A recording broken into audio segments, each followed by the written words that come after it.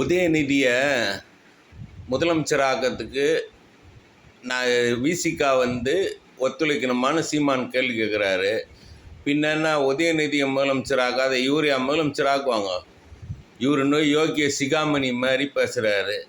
Wine ஷாப்பில் 10 ரூபா கூட வச்சு பாட்டில் விற்கிறானுங்கன்றத இவர் இப்போ தான் தெரிகிற மாதிரி நடிக்கிறாரு. அம்மா பீரியடில் விற்கலையா, எடப்பாடி ஐயா பீரியடில் விற்கலையா, 10 ரூபா அப்போல்லாம் கூட வாங்கலையா? அப்போல்லாம் இவருக்கு என்ன கட்டிங் போச்சா? அப்போ ஏன் இவர் கேட்கவே இல்லை? இப்போ ஏன் கேட்குறாரு?